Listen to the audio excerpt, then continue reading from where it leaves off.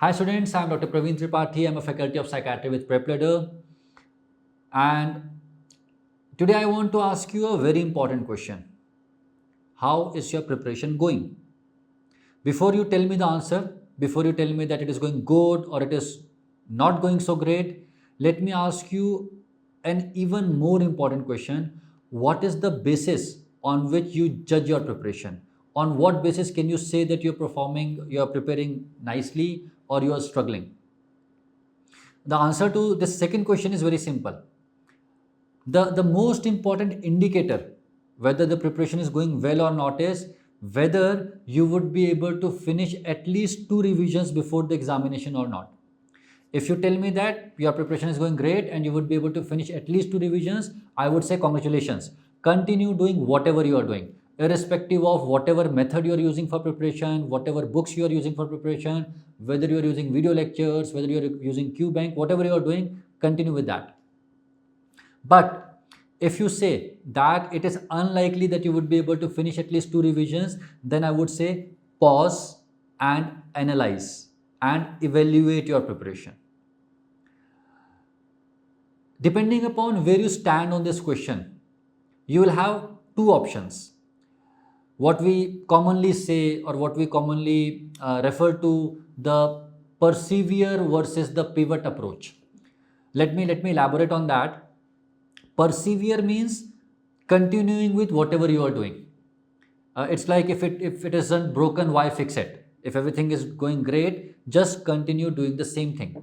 Maybe put slightly more efforts, maybe spend more hours studying, but continue doing whatever you are doing. Now, this persevere approach is really great for those students who have finished at least first reading or who are about to finish their first reading. So if you're a student who has finished all the 19 subjects or you're about to finish it, I would say that stick to your approach. Whatever you are doing, just continue doing it because you appear to be doing well. Now I'm also presuming that of course you are about to finish your examination, but I'm presuming that you are also able to perform well in the grand test. Whenever you take a test, you get a reasonably good rank. If these two conditions are getting fulfilled, you are about to finish the course and you are getting good marks, good numbers in the grand test and the subject test, continue doing whatever you are doing. But if you tell me that you are far from finishing your first reading, say you have finished 12 subjects or 13 subjects or 14 subjects and 5-6 subjects are still remaining, or you tell me that although you have finished the first read, you're not performing as well as you would want to in the grand test and the subject test, then I would say that probably it's a time to pivot. Now, what is the meaning of this term pivot? Pivot means changing your strategy but keeping the goal as the same. Now, our goal is getting a good rank in the NEET examination if you're preparing for NEET, or AIIMS or PG examination if you're preparing for those central institutes. So, vision remains the same, but we understand that our strategy is not working so well. So, we tweak the strategy or we make some changes in the strategy. So, if you're a student who has not been able to finish the course, the first reading, definitely there is something missing in your strategy. And you have to pivot, you have to make changes. What can you really do? Now, before I come to what can be done, again I would go back to that very important question that it does not matter what amount of course are you able to read in the first go. If you're not able to revise it, if you're not able to bring it all together and in your mind refresh it, then you would struggle on the day of the examination. So if you have not been able to complete the course, I would say that probably you are spending too much time. If you are watching videos, probably you are taking too much time. If you are reading books, you are taking probably too much time. And probably you need to have a mix and match approach here. Say, let me take example of my own subject, psychiatry. My video lectures for psychiatry are around 15 hours in duration. Now 15 hours is not too much, but it is not too less either. Say after evaluating the levels of your preparation, you tell me that, sir, it is almost impossible to finish those 15 hours of lecture and also revise it, keeping the other 18 subjects also in mind. Then I would say that, okay, that would have been the best thing if you could have gone through the main lectures. But if you cannot do so, let's go to the second best thing. And what is the second best thing in this case? Maybe go for rapid revision lectures. I have made rapid revision lectures for 4 hours. Now, when I was making rapid revision lectures, or when any faculty makes rapid revision lectures, what is the thought that goes in the mind? The thought is simple, that okay, student for some reason was not able to finish the course, and now I have to provide him something or her something that could be the second best, something that could ensure that despite giving lesser amount of time, the student can get the maximum value out of it. In my case, my question was, what could be the content that could be given to the student which can be finished in say 4 hours, but student should be able to get like 80% of the question correct. And that thought process gave birth to the rapid revision videos of psychiatry and of all other subjects. So again, coming back to what we were discussing, if you are saying that you would not be able to have 2 revisions before the subject, before the exam, go for a mix and match approach. Use your main lectures for some subjects and add to that main content videos of rapid revision for certain other subjects.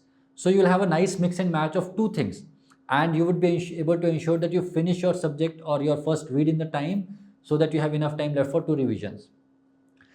There is a third category of students who are just starting, and believe you me, this number is significant. I mean, I keep on getting messages on WhatsApp and Facebook and Instagram. I'm not able to answer to most of those queries, but I read all of them, and I know that there are a significant number of students who have this question that, sir, I'm just starting, can I still do it? Well, my answer is unequivocal. Yes, you can do it. Of course you can do it. And why? Because the subject or the course material is so vast that nobody can practically cover it all. More importantly, the entrance examinations keep on asking the same topics again and again, year after year. So if somehow we can pick those topics which are more likely to be asked, and if you are able to read it properly, if you are able to mug it like anything, and you are able to answer all the questions from those topics, the chances of you getting a good score and a good rank increases substantially. Of course, nobody can be sure about it, but when we have like 4 months or 5 months of time left, we have to take calculated risk. We cannot complete the course. If we go for completing the course, we would not be able to finish it, and we would have no chance of getting a good rank. But if we take a calculated risk, if we say that okay, I will go after the topics which are asked again and again, and if luck is on my side, probably the same topics would be asked again this year, and probably I would have a reasonably good or a decent enough chance to get a good rank. And again, if you are following that approach, rapid revision videos would be really handy for you, because they are made with that approach.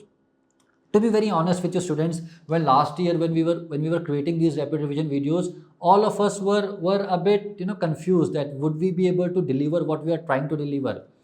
And to our surprise and to our delight, this year after the examination of NEET 2020 was done, when I was talking to many of the toppers who have gotten great ranks under 100 or 150, almost every single of the topper, almost every single of the student who got a good rank told me that they had used rapid revision in some form of or other. Of course, they did not go with rapid revision alone, but all of them had used it for some subjects, and some of them had used it for revision. Now that gave me a lot of happiness personally, and a lot of happiness to the team, because that is what we intended to do. We wanted to create a concise, a very high yield course material that could be used by students at the time of the examination. So just to summarize everything, if you are doing well, if you have finished the first read, and if you are likely to do the revisions, please do not make any changes, persevere. Just continue doing whatever you are doing, whatever course you are following, whatever platform you are following, just stick to that.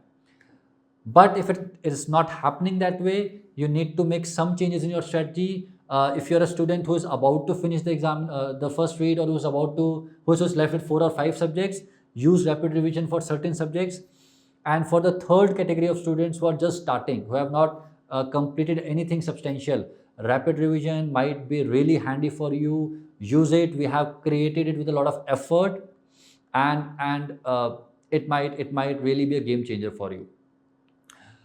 In the end, students, I want to tell you that still enough time is left.